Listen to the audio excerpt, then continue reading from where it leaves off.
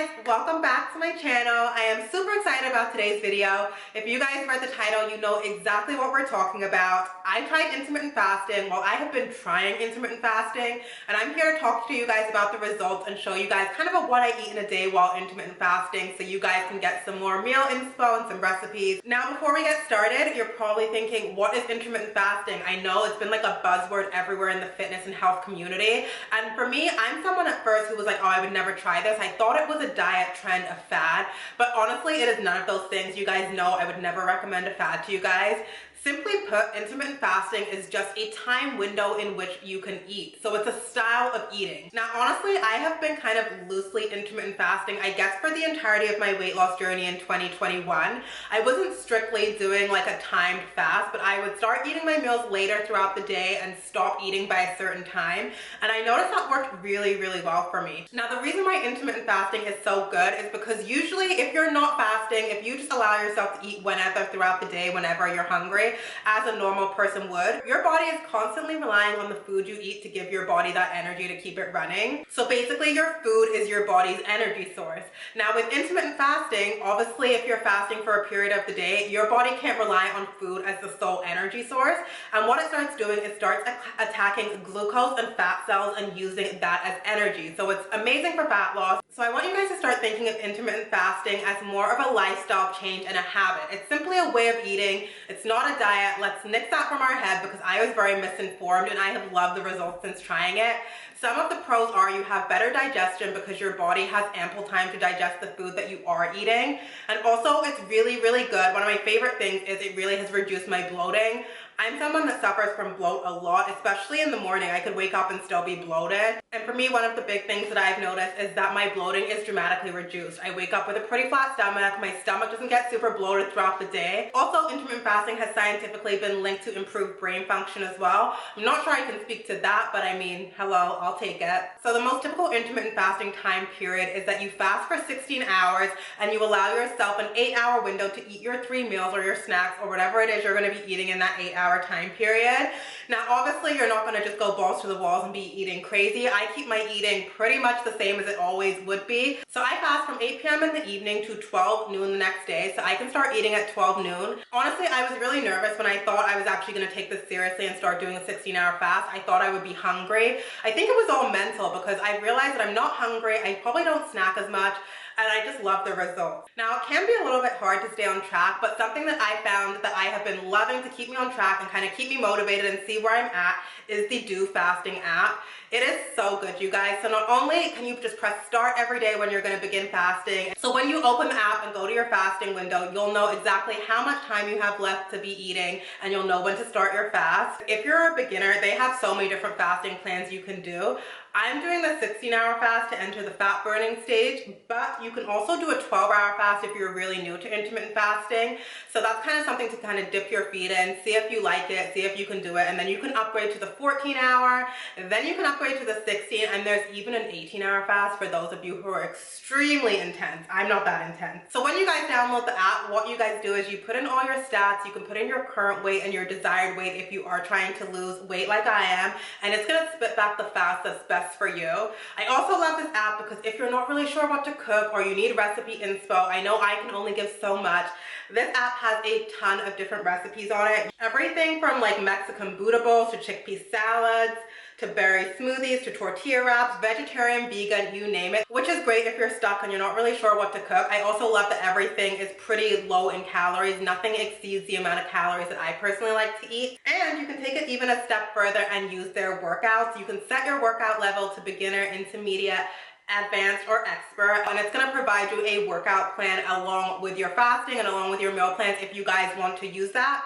You guys know I love to do my cardio for my workouts, so that's usually dog walks, but these workouts are pretty good because it kind of combines like yoga and strength training and cardio all in one. It's a lot of like hip plank moves and those kind of things. So currently Do Fasting is giving my subscribers a special discount. You guys can save up to 75% on your new fasting plan. Just make sure you guys use the code Amy10 when you guys are signing up, and I'm going to leave a link below where you guys can download that app. So yeah, now that I've spoken to you guys about what I've been doing, I'm currently sitting at 141 pounds. My goal weight is 140 pounds, which is pretty good. I'm almost there, you guys. I don't know if I'm going to go down down into the 130s after this, but I'm pretty happy. I'm almost there, and this is just giving me that extra push just to meet my goals. I wanted to show you guys what I eat in a day while intermittent fasting, just because my meal structure is a little bit different. I'm probably not even eating as many meals. I'm just going to show you guys and stop talking and take you guys through the day with me.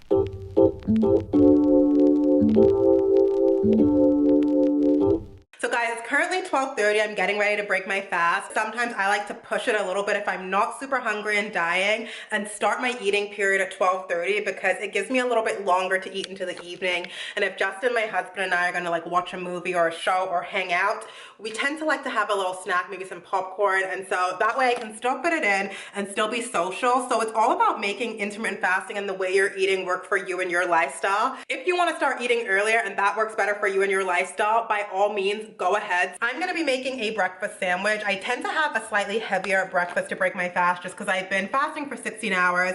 So, you know, I want to have something that has carbs, protein, veggies. I want to get a little bit of all the food groups in this meal. So I am starting out with a pan heated over medium heat with a little bit of margarine, and I just cracked one egg.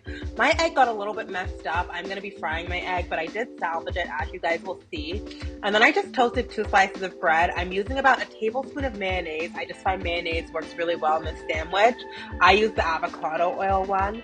I'm adding some fresh Roma tomato slices. These are so juicy and really beef up the sandwich, as well as some romaine lettuce. You guys know it wouldn't be me unless I added a slice of cheddar cheese because cheese is life. And adding our saved egg and then just popping our bread on top, and boom, you have the most delicious, most filling breakfast sandwich ever. I love how thick this is too. It is everything, and I really enjoy this meal so much. I can't believe I used to not eat bread, because now eating bread is like, I just love it that I'm able to eat it and lose weight. We're moving close together. So that was super easy, super quick, but really filling. I love that meal, and I just live for a breakfast sandwich. Now we're gonna go about our day. I'm gonna actually start taking the tree down. I know we have left it so late to take our tree down, but it's been really nice because it just provides the perfect low lighting for like movies in the evening. So we've kind of kept it up longer than we needed to, but it's time for me to take it down so Justin can take it apart. Well, actually, technically, Justin's gonna take the tree down. I'm just gonna take the ornaments off and get it ready so he can take it down. Oh yeah, this could all be over. We're not okay. Shattered glass everywhere. Tears of rage.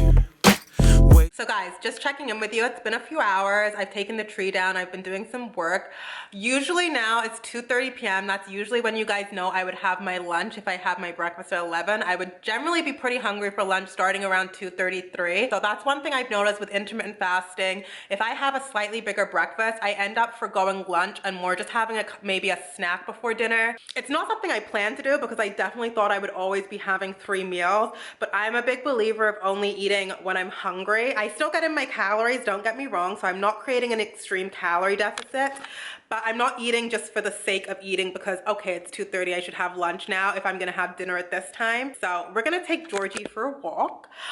We like to take him for a walk around this time. It's really cold outside though. We're in Canada and we are having -30 plus with the wind chill. There's an extreme cold warning out. Usually I would take him for a walk that's about 3.5 to 4 kilometers. We go around the back on the trails. Along the back, if you can kind of see the snowy trails, we actually end up usually walking all the way down past these power lines, all the way down about 2 kilometers. There's a little off-leash dog park. Well, it's actually pretty big in the woods. But there's also a way we can cut off, so we're gonna cut off today because it is so cold that our windows, can you guys see this? Our windows have ice inside of them. It's that cold. Listen, you guys, don't sleep on dog walking because it is the best exercise. I lost at least half of the weight that I've lost, and I've lost about 35 pounds just from walking Georgie. So it is really good exercise and way more high impact than you would think. And it's good bonding time. I love our walks together. So guys, we are back from the dog walk. It is so cold outside. My hair was literally frozen. I'll insert a picture. So I'm actually gonna have a quick snack. I'm actually gonna have some Greek yogurt with some frozen blueberries just on top. I have to head to the post office to pick up some mail, so I just want to have something real quick, a little bit sweet, a little bit nice. I'm gonna probably also have a cup of tea when I get home, but I'm gonna start with some Greek yogurt and some blueberries, which is a nice high protein, low calorie snack. So it is 5 o'clock. Right before I have supper, I like to have a cup of tea. I'm also gonna have one of these Nature Valley granola bars. These are my favorite to get a little chocolate fix in at the moment. Obsessed with them. And before we cook supper, I'm gonna have a nice cup of tea because it's cold outside.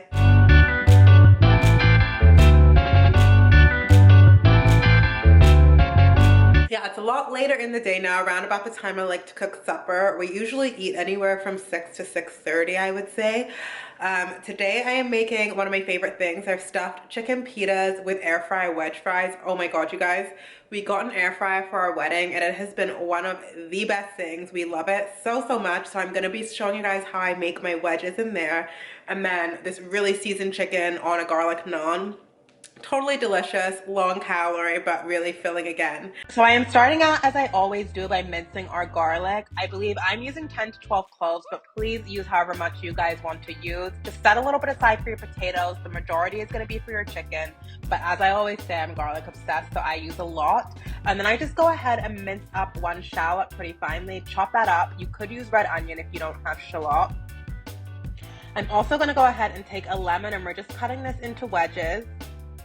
Before going ahead and chopping some fresh rosemary up finely, you're gonna really want to use the fresh herbs in this recipe because it takes it next level. I promise you, it is so flavorsome and fragrant. And then I'm gonna start working on our wedges. So I like to cut my potatoes in half and then in half again, and then start cutting my wedges. I also blot them with some kitchen towel to take off any excess moisture before seasoning them with salt, pepper. I also use some of that fresh rosemary, garlic. I did dried garlic powder, paprika, and dried onion powder, and we're gonna set that aside while I work on seasoning my chicken. I'm using some salt, pepper, 1 teaspoon of paprika, 1 teaspoon of chili powder, and then I'm also gonna go ahead and use garlic powder as well as the rest of the fresh garlic that we minced and all of the shallots. I'm also going to go ahead and add in the rest of our fresh rosemary. Now this is enough for one person because this is 1 chicken breast cube. Justin was eating something different last night. So if you're making this for more people, go ahead and double the recipe. And then I'm just going to mix this together with half a tablespoon of olive oil. Once everything is combined, you're going to add this to a parchment lined baking sheet and spread everything out so it's not touching.